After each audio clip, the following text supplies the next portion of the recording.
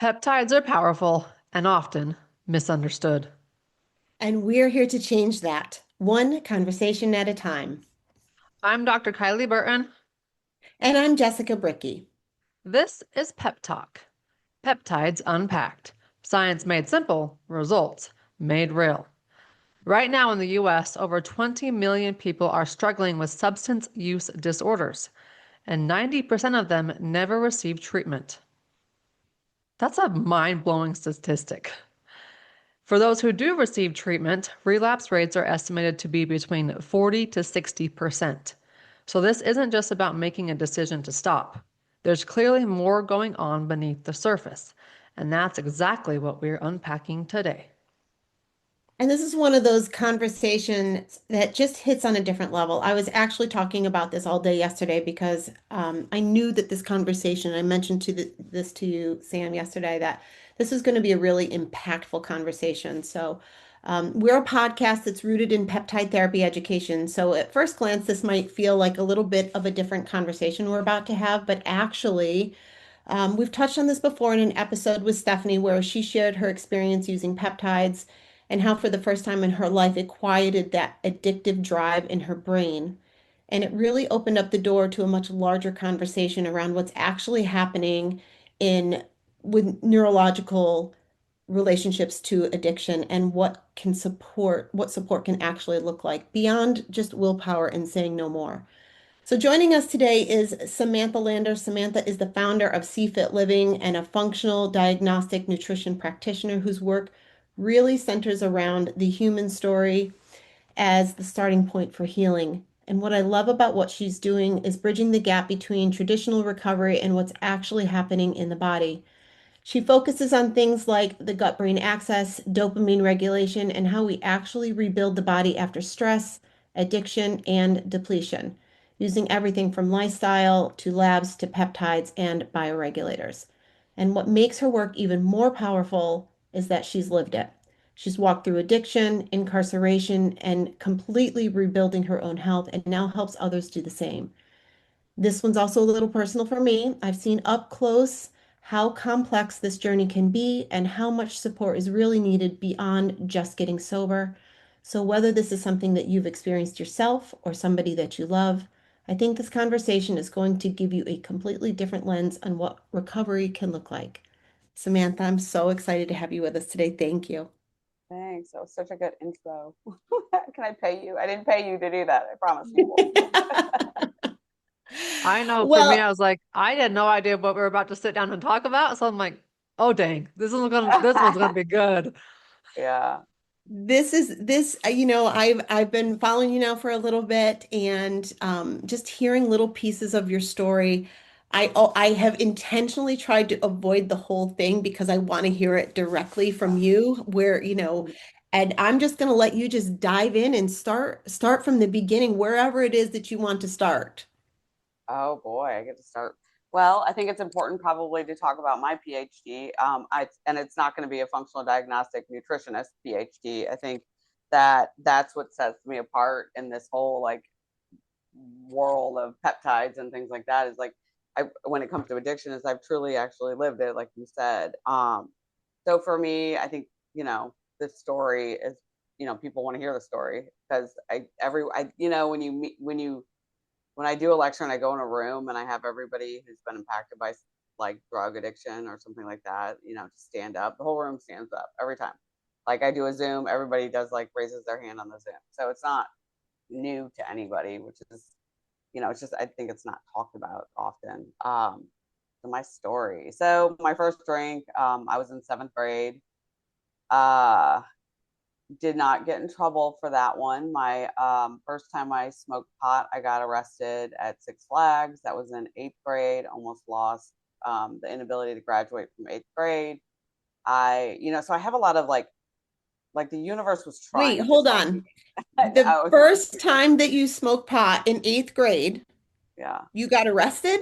yeah, it's Six Flags, and it's sort of Holy. yeah. My journey continues like that. Like a lot of my firsts are like my higher power, God, whatever the universe you want to call it, was like trying to take a bat to my head to say you're going to continue this, it's going to get really ugly, and it does.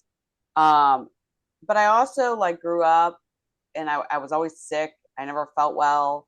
You know, I have that whole backstory of someone that becomes a health practitioner. So there's that parallel to this. But I think part of it was like, you know, I just didn't feel good. I was a Division I rower, a hardcore athlete, but always bloated, always constipated, always just super, super fatigued, things like that. Just my mind always felt really scattered. I didn't feel like I fit in. So there's that like kind of underlying component that I think was sort of always like giving me this itch to be like, I want out. Like I want out of my body. I don't feel right. I need something. And a substance was the best option. So for me, it Sure. was sort of like, if I'm gonna live my life, I'm gonna party really hard. That was like that was the idea that of like living life. Like that's the expectation I had at the time, which was, and maybe it's because I was such a, my parents were great. I got to experience a lot of great things. So maybe I didn't appreciate it as much as I should have. You know, I don't come from a family that's like my mom was an alcoholic, my dad was this, my dad's parents were this and that. Like I don't really know the lineage. Like I haven't been able to connect that. I know there were some heavy drinkers throughout my mom's side, but that's it. But you know, So I for kind you, of basically, you wanted to feel normal. Like yeah. Oh yeah. you started to have a different sensation when you drank alcohol or smoked pot or whatever that was that made you feel what you thought you were seeking, which was different Yeah. than what you currently were. Yeah. And I thought it was fun, maybe. Sure. Yeah. Um, but you know, for me, like I didn't have an aha when I drank alcohol. I didn't have an aha when I smoked pot. Like a lot of, if you hear in the rooms of recovery, you'll hear like, oh, the first time I had that drink, I knew like everything changed. Everything was different. Like I didn't really have any of that. So I intermittently like, you know, was using a lot of drugs and then I would stop throughout high school. You know, I like the rest of high school, I kind of got my shit together and was able to like, you know, do really well. And I went to University of Michigan and I drank a lot. I was always a blackout drinker. So I didn't really like love it, but it's what you did, right? It was what I knew to do. And so I did the whole college thing freshman year, drank my way through it, blacked my way out, or whatever you want to call it. Yeah. Yeah. And eventually I stopped using all alcohol, got really back into health and wellness. I quit rowing my freshman year, so I kind of lost my identity of sports. And once I hit junior year, I went through a pretty hard breakup and I went out to LA to visit a friend. And that's when I was introduced to the slowly, but quickly for, I mean, slowly to, I would say me, but quickly to other people. But I got introduced to like all the drugs that were my perfect cocktail that I knew it was it. This is great. This is everything that everybody had talked about, you know, that I hear. So I started doing GHB, and that I was, don't know what that is. What so was that's it? like the, it's like the date rape drug. I wasn't raping people or anything like Okay. that, but it's basically like you, disclaimer, you drink it and it's like getting roofied almost. But if you monitor it, you get the feeling of being drunk without all the hangover or anything like that. So Understood. you do feel like I don't black, you wouldn't black out, you wouldn't get hungover, nothing like that. You would measure it out and it'd be very specific. So that was the first drug that I was introduced to out there. And I was also introduced to the gay scene, and it was the safest group of people I'd ever been around my entire life. So I felt very, very safe. I felt like I wasn't going to get my heart broken. I wasn't going to get made fun of. I wasn't like, I didn't have to deal with like the whole, you know, competitive piece that women deal with. Like none of that occurred. It was just like I felt like I truly had friends, like I had true friends in my life. And so Hmm. I did feel very safe. So, but quickly, I ended up, I actually, the first time I did meth that weekend, I overdosed. So I had done meth and ecstasy and GHB that whole weekend, and then ended up in Cedar Sinai with an overdose. So it's another first where like I should have known. Um, but that was it, man. Right there, when I started doing meth, it was exactly everything that I needed to become normal, I guess, in my mind. I was able to do my homework. I was able to read a book. I was able to calm my brain down. So I'm all over the place. So super monkey mind, ADHD, diagnosed really, really young, never took the medication. It made me sick, like hard no on like Adderall, Ritalin, like nothing. I never took it. And I think I'm really organized and I was able to manage my dysfunction really, really well. That's my gift. Is like I'm just an organized person. And I think I'm a creative. So the combination of whatever I was doing was just the right fit. Like my jobs were always all over the place or really creative or, something like that. Always an entrepreneur, always had like a million different jobs. And so I started bringing drugs back to Michigan to sell them. So at that point, I was, I started selling drugs to pay for my habit because that's sort of like the rational addict's brain is like, like if I'm going to do this, I'm not going to spend my hard earned money on it. I'm going to sell drugs and use that money to do it. I mean, it's not Right. funny, but it's like, it's truly That's how what we the It's a think. reality reality. was. Yeah. Yeah, it's a Oh yeah. reality. And so for me, that's what I did. I eventually moved out to LA right when I graduated college at University of Michigan, and I was supposed to help launch a vodka out there actually. And this is like at this point I did not even drink. I can't even tell you the last time I had a drink at the time. I don't even think I ever tried the vodka, but I was the first micro distilled vodka made in the U.S. It was like this flavored vodka, and my job fell through, and I decided to buy 2 turntables, and I was going to become a famous DJ because I saw a opportunity when it came to like marketing, and there weren't any females in the industry. There was one other female that was like pretty big in LA. Like it was just saturated with male DJs. It was a male dominated industry, and that was going to be it. And I Right. did really well, and I did what I was going to do. I'm kind of one of those, like if I see it and I can see the vision, like I'll just do it. I don't know what the failure part. I should probably know a little bit more about failure and like what it's going to feel like, but I just don't have an off. Like I just go and I can see it. That's our motto, right, Kylie? Go Yeah. before you're ready. Just go. Go Yeah, before you're yeah. ready. I'll just say, I just do it. I just do. I'm like, And I you can loved how see you what said, you and need to do. you like, I create it in my mind and then I just go. Yeah, Like, That's oh, I'm Kylie's not brain. that's crazy. the That's good. what I It's do. the I create it in my mind and then I just go. right. That's the good part of being an addict. And then if it doesn't work, you just adjust. And so that was happening, and then I just started selling more and more drugs, and eventually had a full SWAT raid at my apartment. Ended up getting put into LA County Jail, $500,000 bail. It let me out the next day. I came to my apartment door. I had the Missouri feds. So I'm from Missouri. The Missouri postal feds were at my door saying I may possibly get a case with them. And so that that wasn't even my bottom, which is the crazy part. So it scared me, How old but are I you wasn't. at this point? So I was 25, Okay. I would say. So after that happened, I sat in my apartment for 7 months. I don't know what I did. I tried to stop using drugs. I stopped selling drugs, and I just was paranoid and just sort of like waiting to see what's happened. But I never identified with an addict, like through any of this. Like I never thought I was an addict. I thought they at least I am one. I can say that. So I thought they were the people that like lived out of a car, shot up heroin, like didn't have any money. And so what I would say is I had a very high bottom. Like, I mean, really, I had SWAT rate in my house, so it's not that high. But I had money, I had an apartment, I had my family, I still had some friends, but I was emotionally like and spiritually bankrupt. So like there was nothing left by the time I hit my actual bottom. Like I knew in those 7 months, like I needed to not die and I needed to try to stop using drugs, but I didn't know I was an addict, and I knew that I was probably going to go to jail. And it was just, I'd be sick and tired of being sick and tired when I was ready. I knew I would hit a limit. And that limit came when I asked my dog if I should go to rehab. And she put her head in my lap. And that was my first, like, okay, I'm something's not right. Like I got a problem. And I called my parents and said, I need to go to treatment. And that was the best decision I could have ever made. It was April 19th. That was 2006. And oh my God, I loved rehab. Everything about it was like, if I could bottle it up and sell it, I always say, like, I'd be a billionaire. For me, it was amazing. I was so done, and I was around people that I could identify with. Like, I didn't know there was a 12-step program. I know that I watched a lot of movies as a really, really young child about drug addicts and like alcoholics. Like I was very drawn to movies like that.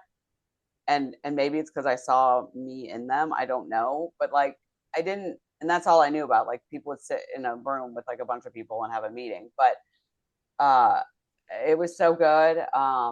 You know, I went through that. I got out and I didn't think back, man. I stayed sober through my prison time. I ended up doing my LA County time. I got out, I moved home, I got indicted with 22 to life federal time. Wait, I okay. Hold on one Yeah. second. I have questions. Yeah. So I gotta stop for just one second because this is so much information over a I span of know. time. But so when you did get your sentence and you'd have to go, you had already gone to rehab, so you went Yeah, into yeah. that I went to sober. rehab. Yeah, I did it all sober. I didn't relapse through any of it. I relapsed after I had a kid, which I'll get to that. That's But another story, no, another layer. yeah. But okay, so you were sentenced 22 to life? So I was indicted looking at 22 to life for my Okay. federal case. I ended up getting 27 months federal time. I did that. I got out and I got right into the health industry. So I became a personal trainer. I wanted to start my own business. I've just always been an entrepreneur. Like since like fifth grade, I was like working for tutoring services, like organizing their files. It just Right. was always like, I got to make money. I don't want people to control me. I'm going to make money. That was kind of my mindset. And so I got out and I didn't want to deal with having a felony on my record. I ended up with money laundering, which I didn't even know at the time what it was, but it's actually better than getting like conspiracy, which is like 10 years and some other things. So I ended up with that. And so getting a job I thought was going to be impossible. And I got certified to become a personal trainer and then was doing all this is the story where you'll probably hear where I was doing all the right things. I was working Yeah. out, I was counting calories, and I felt like crap. Like, I mean, I started getting my periods like every 2 weeks. I was so bloated. Like my rings and my skin physically hurt my body so bad because I was just always retaining so much water, chronic diarrhea. And then I eventually got introduced to functional lab testing. And that's when I ran my first like food sensitivity test, my first Dutch panel, which is like the hormone panel, super estrogen dominant, all the things that you hear all of us talk about when it comes to health and wellness. I'm sure it's been spoken about on your podcast, but all the things. And I was like, okay, well, I want to save money on these labs. So that's when I became an FDN practitioner. So I became an FDN in 2010, like pretty close to when I got out. And so I've been doing just all that functional work since then, incorporated with my personal training, eventually switched over all the functional stuff. I had 13 years, here's the other layers. I had 13 years sober. And I think that in the process of trying to get pregnant, it was very challenging. And my obsessive compulsive mind came back. All that addict behavior started to brew. They say the disease is cunning and baffling. So it just was creeping on me. I mean, it was ready to go and getting ready to go. And I was trying to get pregnant. My ex husband, who had 34 years sober, started drinking and smoking pot, which is fun. Like, listen, I could have said no. And honestly, I'm such an addict. And at the end of the day, I was really like happy because I wanted to get fucked up with him is how Right. I see it. Like I didn't say no. Like I didn't put a hard line on it. Like I was like, oh, this is gonna be fun after I have this kid. Right. And I ended up getting pregnant. I had my baby and I was sitting in it's just something so simple with addicts. And I was sitting in a breastfeeding class and a woman said to me, it's gonna be a lot easier if you just have a glass of wine. That was it. That was it. That was That's all you needed to all. hear. Yep. Yep. And so I It was realized I like that haven't was your done. permission. Yep. I asked my parents. I kind of ran it by my parents, right? And then I started drinking. And I have not used drugs or anything that I was using in LA, but I did start drinking. And I am going to tell you that from experiencing like all the other drugs and drinking is by far so much worse on the body. And I feel I've always been pretty in tune with my body, but like what I went through when I started drinking and how it ended, how bad it got, and how hard it was to stop is nothing I've ever experienced in my life. My PCOS flared up, panic attacks at night. I mean, night sweats. I mean, These are just a all list flaring up while you're trying to when get I off. started drinking. When I started drinking, Okay. Right. I think that to the I point. want to pause there for one quick Yeah, second because many of us may know the woman that deserves the glass of wine after work, right? I've worked hard all day. I just want to come home. I want to chill. I want to have my glass of wine, which turns into a bottle of wine, which turns into every night having what is going to be a half a glass of wine, it turns into a bottle of wine every night. And it's socially acceptable to drink your wine, but they're also the same people that are chronically inflamed. They can't sleep at night. They're gaining weight. There are all these things that are happening. And so, because it's socially acceptable to do this kind of thing, there's this weird space of putting together the effects of alcohol on the body and doing something that everybody else is doing that maybe you think you've earned or you deserved. There's a whole bunch of layers to this. But Community alcohol, too. it's a community too. You're seeking, like for me, like I was seeking, like I spent 13 years listening, personal training people and like listening to these great glamorous stories about people drinking and their wine, right?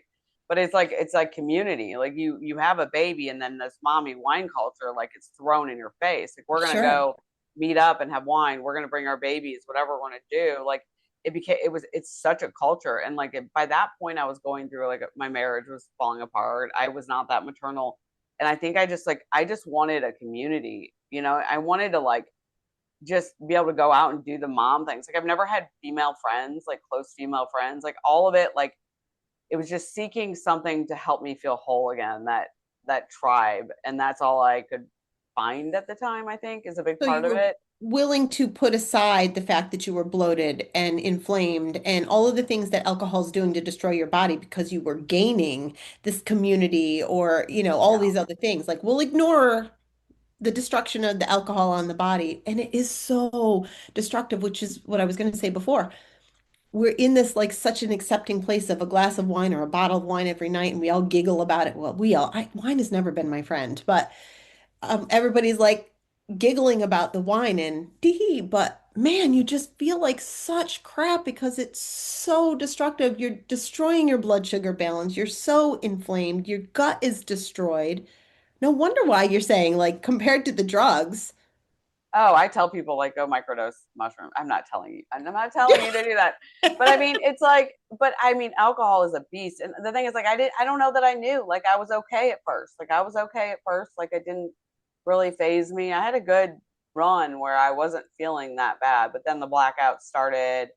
And then, I mean, I was also by the end, I was drinking a bottle of gin. Like, I'd start at 4 o'clock. Like, I couldn't make it past 4 o'clock. And I didn't know I was having DTs. And like, at this point, yeah, I had been doing all the right things, but like, I didn't, you know, you feel so bad, you just drink it away. Like, it's like, I'm bloated. I feel like my hormones are flaring up. I can't get a handle on it. Like, I'm dealing with trauma. My nervous system is totally overloaded. I have this baby. Like, I'm just going to check out.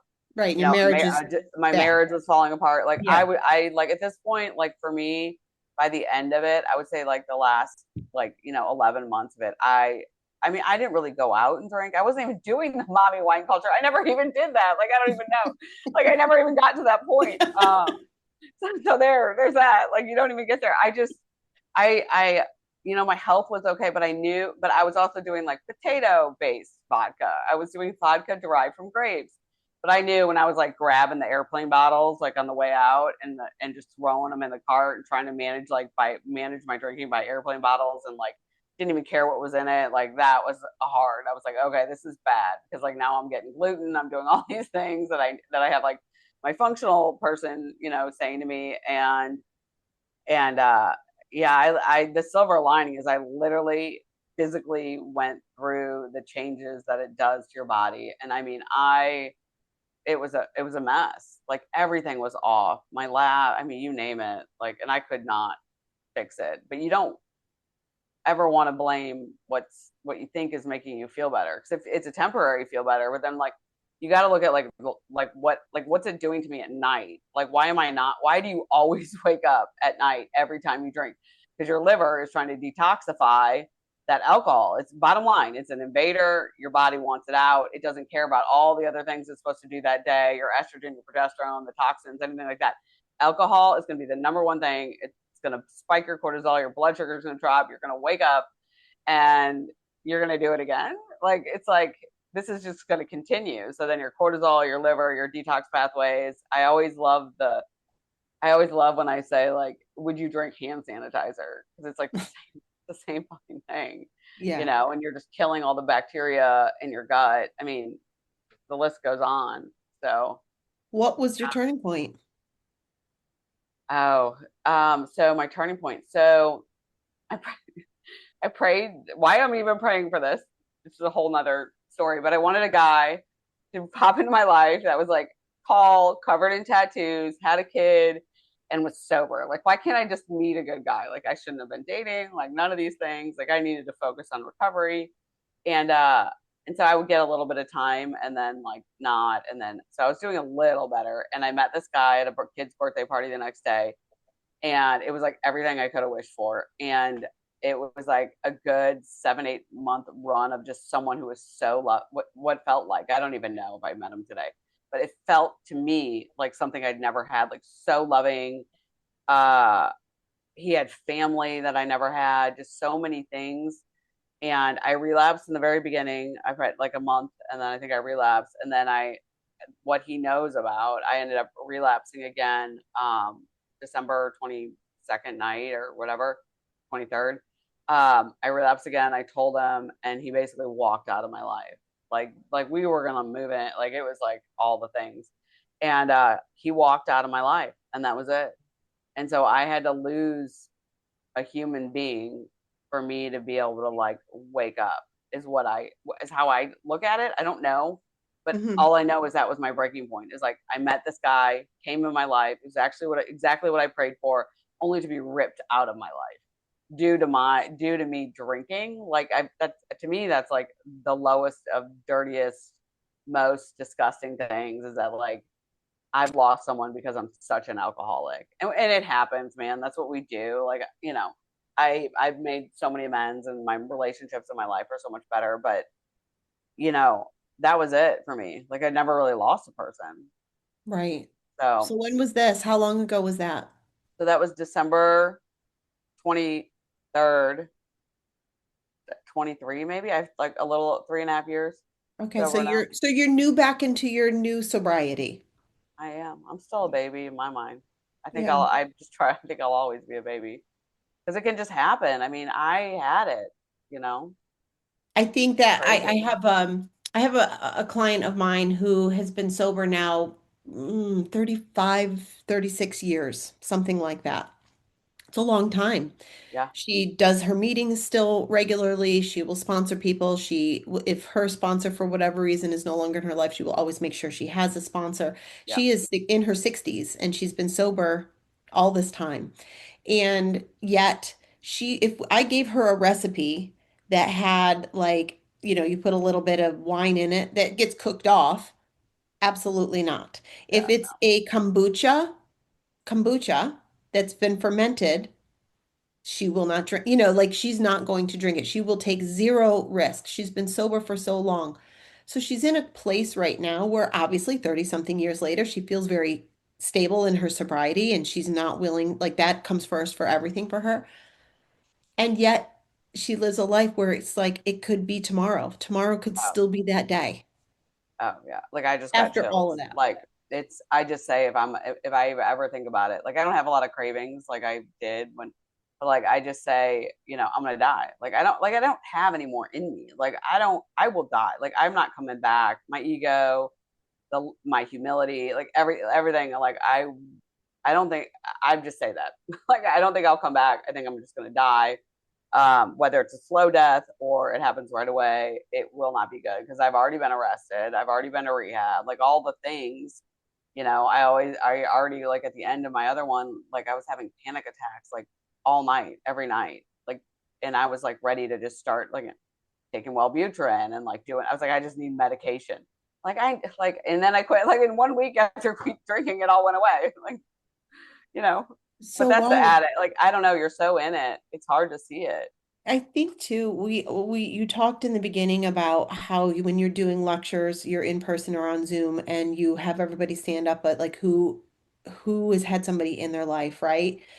And when you're saying that, that's immediately it brings me right back to so many of us have this in our life. And in your particular case, you're educated. You're educated on all of the healthy things to do to support your life and what all these things are doing to uproot all your wellness. Oh, yeah. And yet you still chose that Oh yeah, alcohol again. it's You still choke. powerful.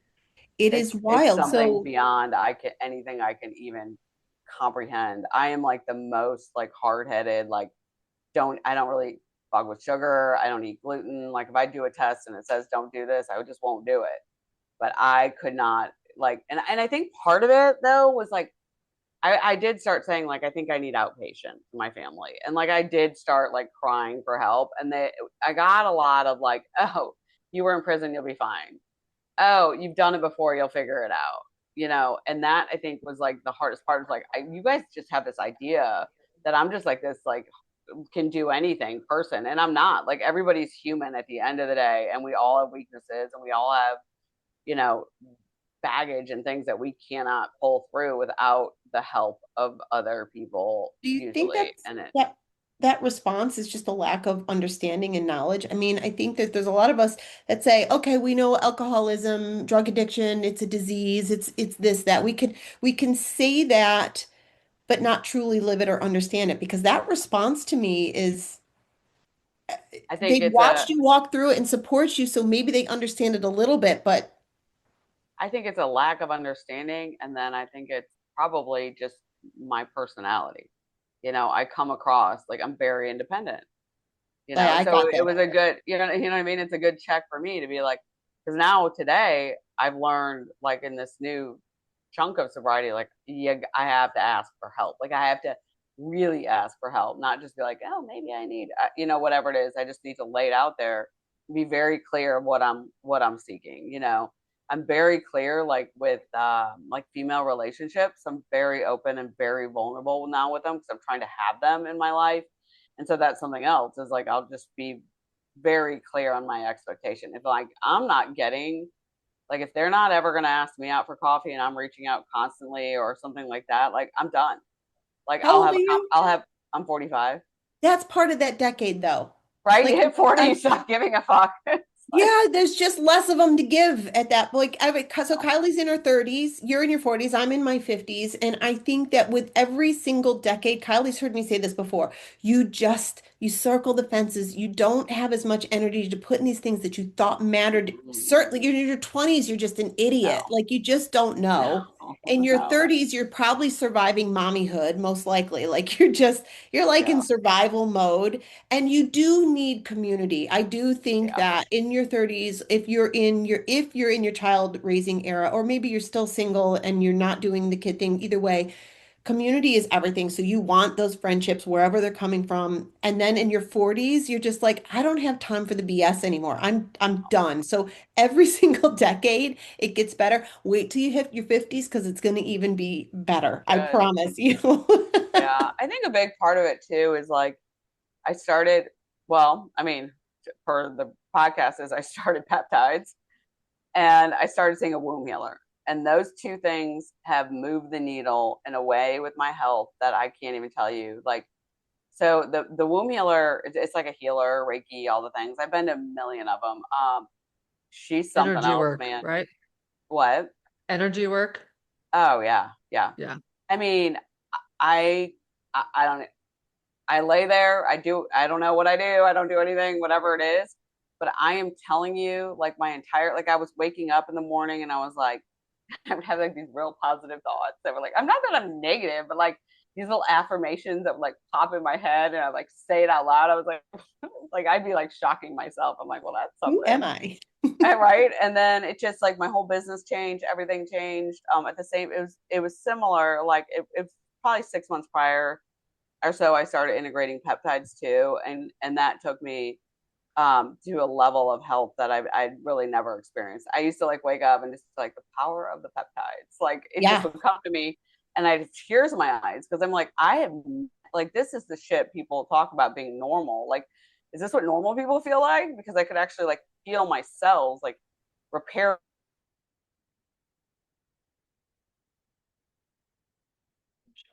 Basically, my mouth went to shit. And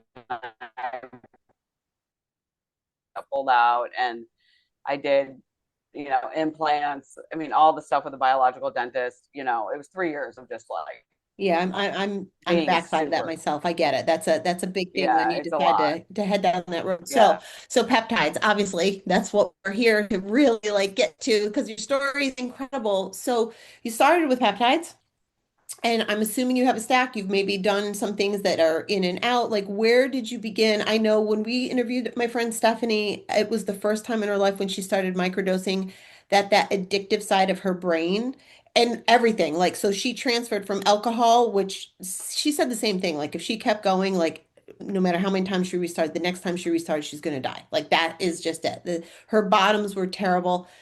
But it was the first time that she didn't need to transfer that addiction into something else, whether it was managing the calories going in, her workouts, her workload, whatever it was, she was just transferring addiction from one thing to the other. But when she started microdosing, it was the first time she felt peace. And even though she'd been sober for 13 years, she still would come home at night and maybe she'd have like an NA beer every once in a while or something because it was scratching an itch, even though it wasn't an alcohol thing. That all disappeared for her. Like none Yeah. of that, whether it was the workout, the food, the alcohol, it all for the first time stabilized her. She wasn't focused on that. Like the focused on the Yeah. fight, I guess. Yeah. Let Yeah. me just pipe in real quickly. That episode that Jess is referring to is number 14. So if you want to go back and listen to Stephanie's story, that's very similar to Samantha's here.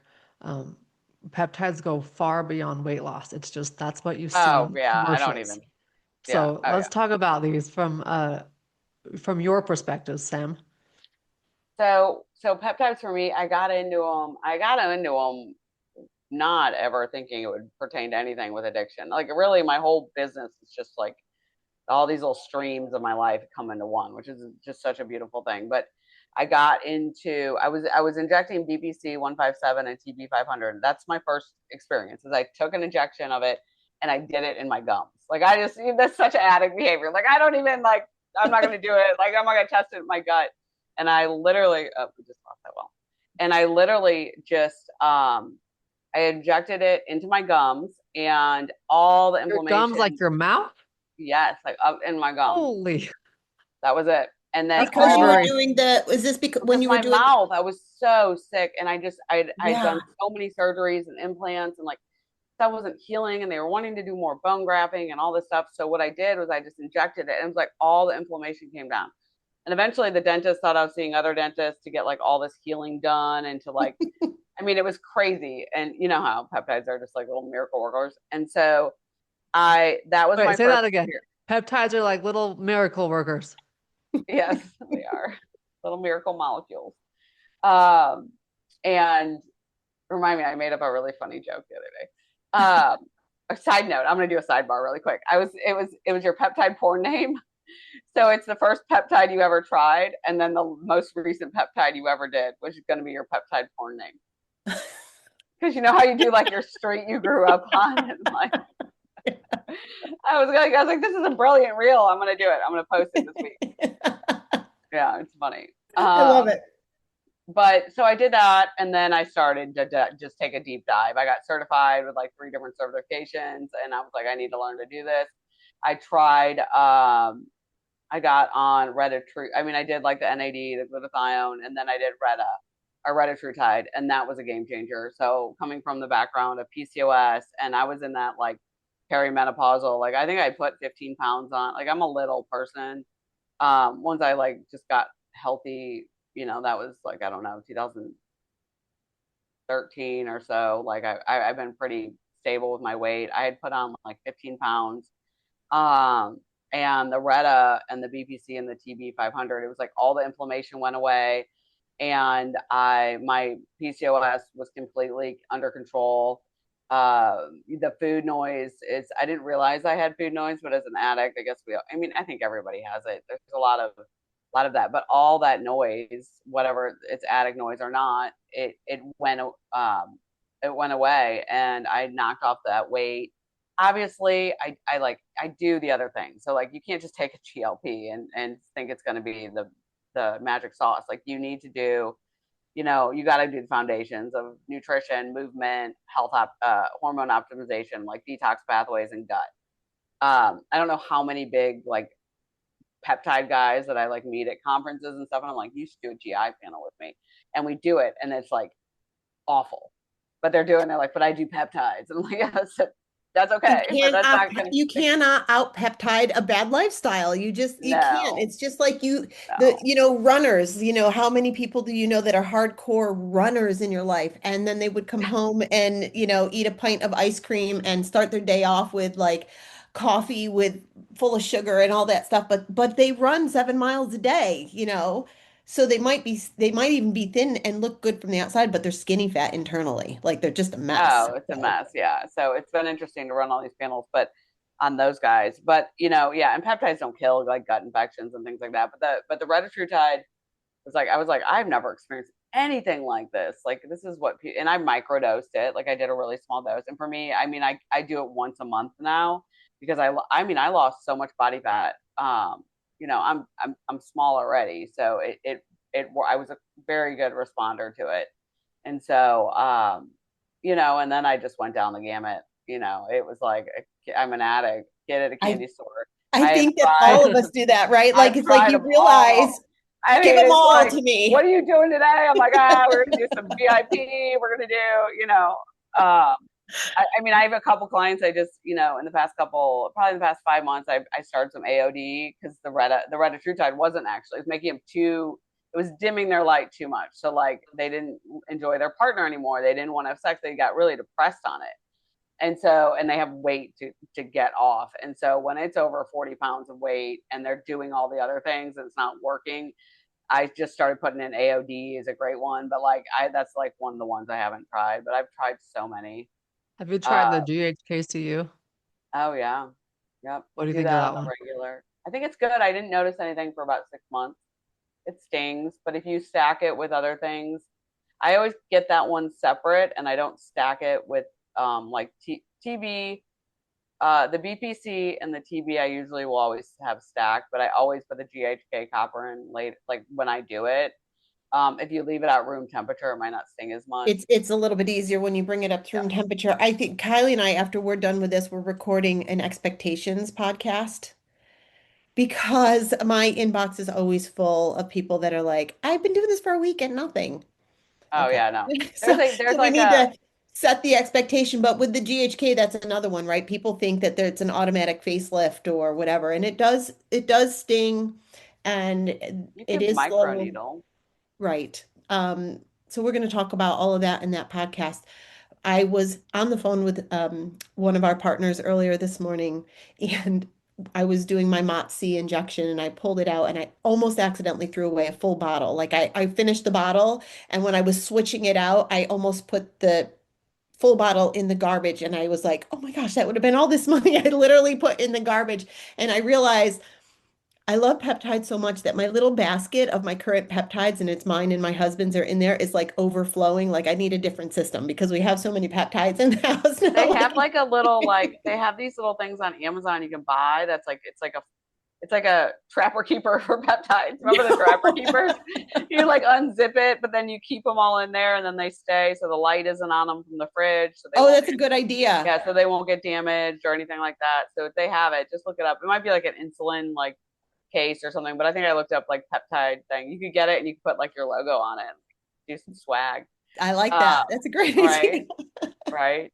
But But it's we do good. We want all the need things. yeah, we need the disclaimers. We need the expectations on peptides. I mean, even MOTS-C, like when I first did it, I was like it was really speedy for me, and it took me a long time at a really low dose to really like figure out what worked best for me. Even I like felt cycling terrible off on it. Montse. I felt Yeah, horrible the first 2 weeks. yeah, Absolutely horrible. Now I feel great.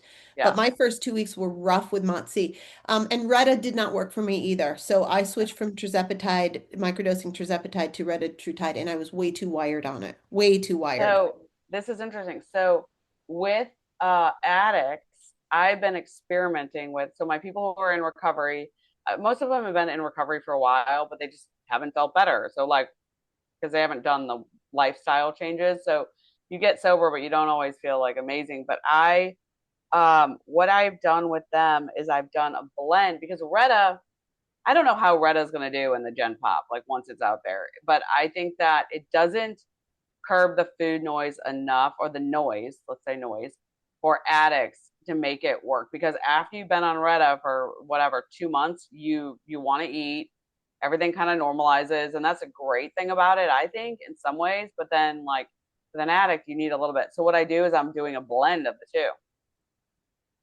So I'm doing like Interesting. 15 units sometimes with 5 units of Retta, 15 of tirzepatide, or I'll have them do tirzepatide, then Retta, tirzepatide, then Retta, to just kind of like, so they can still get that, like, the food noise part. Like, you might do really well on just a little bit of Retta in with your tirzepatide.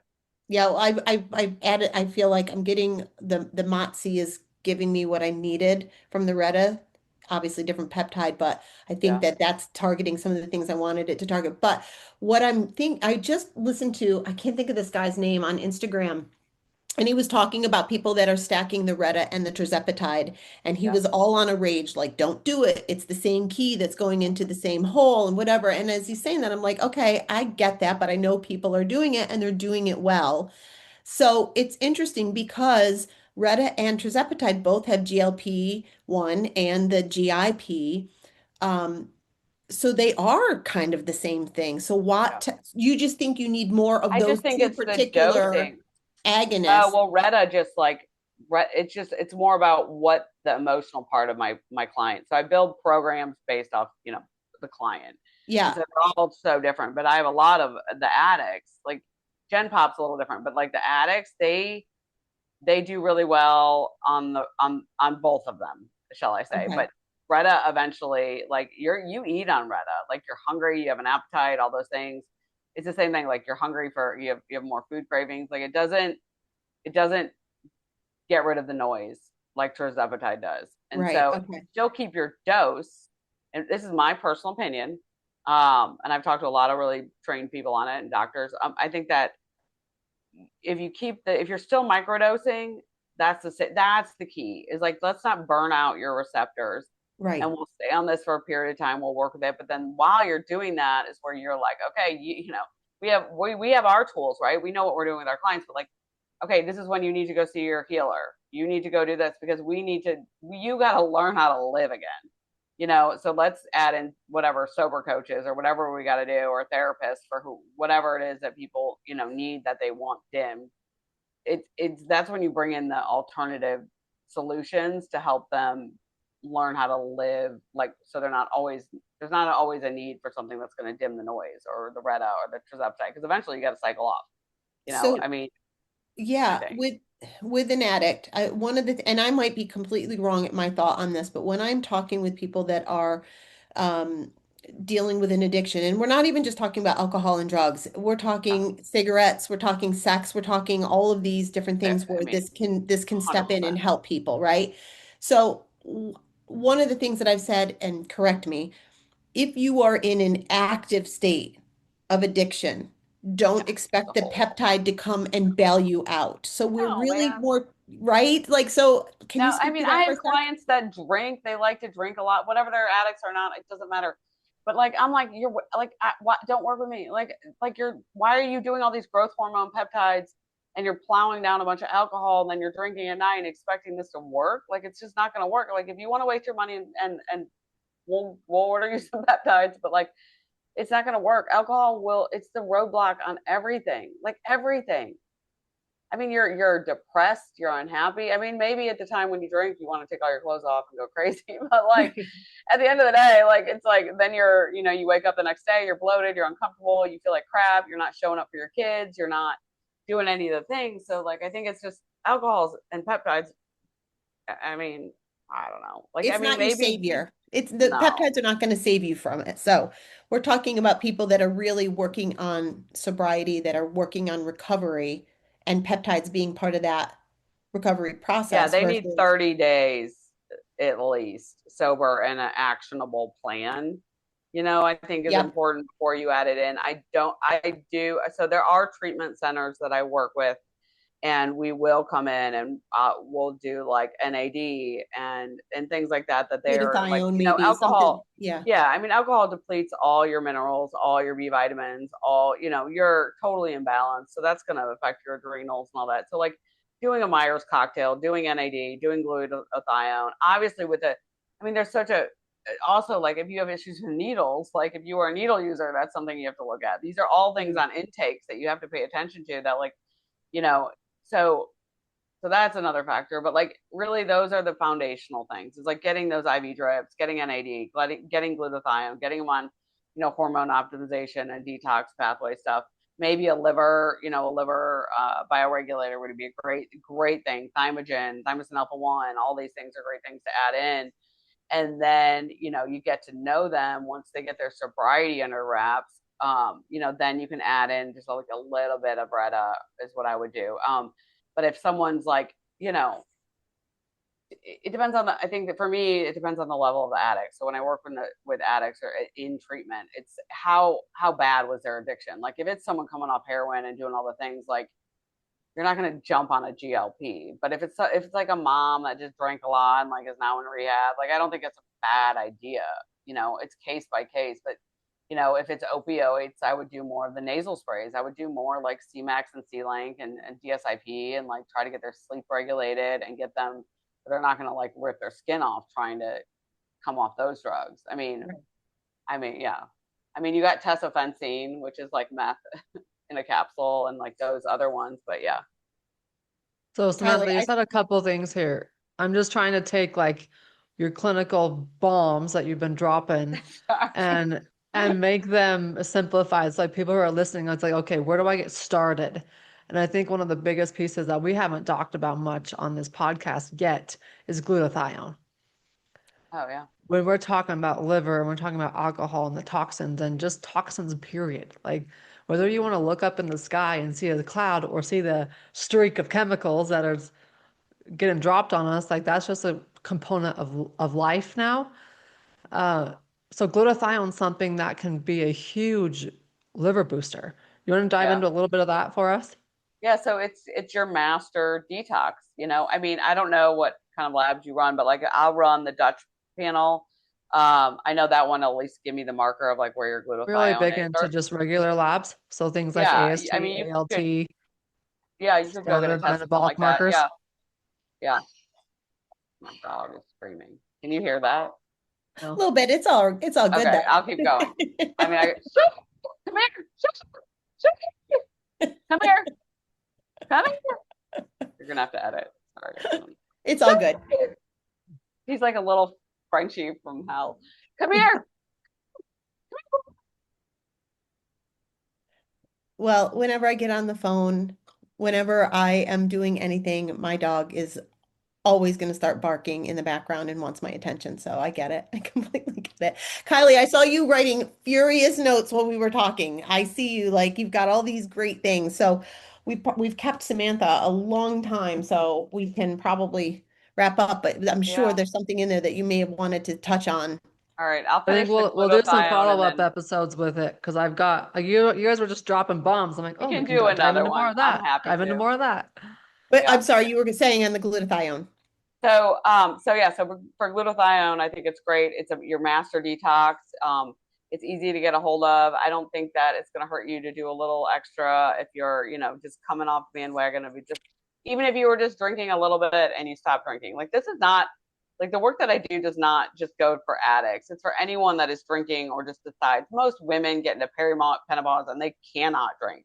And they have one drink and then they're just like done. And that's usually super hangovers are a sign of low NAD. I have people who still drink that I work with, but there's gray area drinkers and people who just drink a little bit. But glutathione is a good one. It's your master detox. It's gonna just help with those drainage pathways and open it up. Liver, kidney, gallbladder, get all those toxins out and flush things through. If you're constipated, if you have acne, it's really good for those kind of things. But I think, there's patches, there's liposomal, and there's injectable or IVs. But I like, IV, then I would do injectable, in my personal opinion, which can burn a little bit. So it's kind of hard to find that one sometimes. Patches are great, and liposomal would probably be like the next. There's some chewable, I think that just came out. But It makes Kylie happy because I'm forever talking about coffee enemas. So, anytime hey, I that we do, can... dude, I do a lot of old school stuff. I get grumpy if I don't get to do mine. So, Dude, a castor oil pack is like, that's the greatest thing ever. I do Agreed. all of it. My clients are doing some weird stuff, and then I'll throw like new school and throw in with some peptides. I mean, kind of new peptides in there.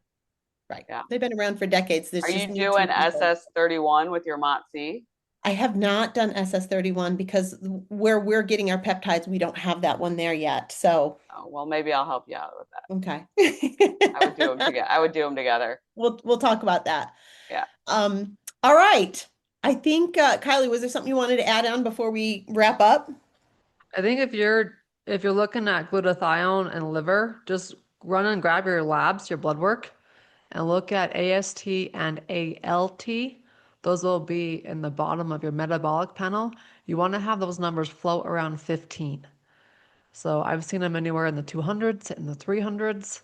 But if you're over 25-ish, I would definitely consider glutathione as a part of your peptide stack. And if you're just like, Kylie, I don't even know where to begin, and you look at your labs and you're like, oh, my AST and my ALTs are 36 and 38, go grab some glutathione. You cannot go wrong with glutathione and helping your liver deal with the lifestyle and the environment we live in. So Agreed. just throw out Yeah. my Mic drop. quick little labs. All right. Before we finish up, Sam, where can people find you to work with you? If you just Google CFIT Living, SEEFIT Living, you'll probably find me, but it's cfitliving.com. I'm on Instagram at CFIT Living. If you want to chat with me, I do a free clarity call. So we just chat all things about your health and take a deep dive for about an hour and then see what goes from CFit, there. CFit Living, both Instagram and your website. All right, Yeah. cool. Well, just to close this out, and we hope that you take away, this is a long conversation. It was so good, but we hope today's conversation, you're going to take away this. Addiction is complex, and it's not just behavioral, and sometimes it's not just a matter of making a different choice. There are real physiological, neurological, and biochemical factors that play a role that deserve to be understood and supported. So peptides could be one piece of that conversation, not as necessarily a replacement, as we just talked about, for the work and not in isolation, but as a tool that might be a way to support the body in ways that make change feel more possible and more sustainable. And when those tools are paired with the right support, nutrition, lifestyle, and a deeper understanding of what's happening in the body, that's where we're going to start to see meaningful shifts happen. That's why this conversation matters so much, because it expands on what recovery can look like, what support can actually mean. If you are curious about peptides, or if you're exploring what this could look like for you, I'd love to support you doing it the right way, safely, responsibly, with strong foundations in place. So you know where you can find Sam. You can find me on my website, b2bwithjess.com.